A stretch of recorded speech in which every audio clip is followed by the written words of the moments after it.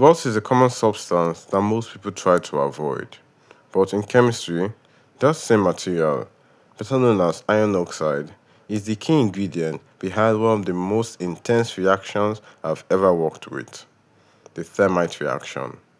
We're talking about temperatures hot enough to melt through solid steel.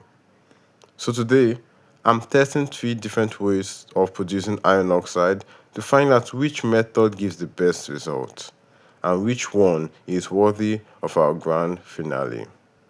The first method is natural and straightforward.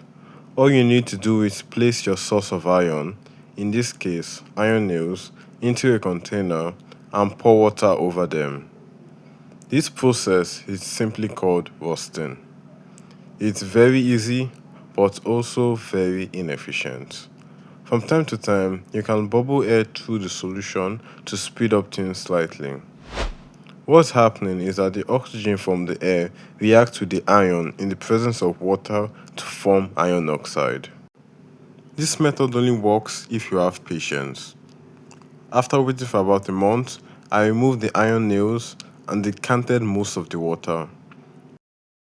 I then transferred the residue for heating to remove the remaining moisture and convert any hydroxide or hydrates into the oxides. In the end, the yield was very low, proving that while this method is simple, it's extremely slow and inefficient. A much faster method involves using a chemical oxidizer to force the rusting process.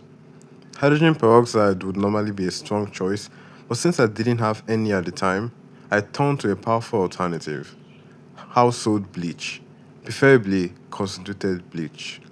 I actually made a full video showing how I prepared this concentrated bleach solution, so if you're curious about that process, you should definitely check it out. Moments after the bleach is added, the reaction starts taking place. What's happening is that the bleach oxidizes the iron to iron oxide while producing a byproduct salt known as sodium chloride. After about 2 days, the nails had severely corroded, so I removed what remained of the nails and diluted the solution. Interestingly, the supernatant had developed a red color, something I honestly wasn't expecting. My guess is that the bleach had oxidized part of the iron into suspended iron 3 compounds, giving the solution this unusual appearance. Either way, it was clear that the reaction was far more aggressive than the natural rusting method. So I decanted the solution to get rid of the byproduct salt and then transferred the residue for heating to obtain the iron oxide. Overall, this method is much faster, but the chemicals required can be costly if you want to scale it up. A more viable method is electrolysis. For this setup, you need an iron nail to serve as the anode and copper as the cathode.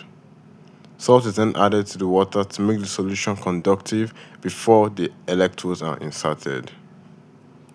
Once the power is turned on, hydrogen gas is produced at the cathode while iron hydroxide forms at the anode. And before long, the solution begins to change color. We allow the electrolysis to run for about a day before coming back to check on it. At this point, a large amount of hydroxide had already formed. If you look closely, the solution separates into two layers. The bottom layer mainly containing green iron 2 hydroxide, while the top contains brown iron 3 hydroxide due to the oxidation from the air. Also, the nail will constantly be coated with the hydroxide during the process, so it needs to be cleaned occasionally to allow the electrolysis to continue efficiently. Once satisfied with the reaction, remove the power supply and dilute and decant the solution to remove the salts. The residue is then transferred for heating.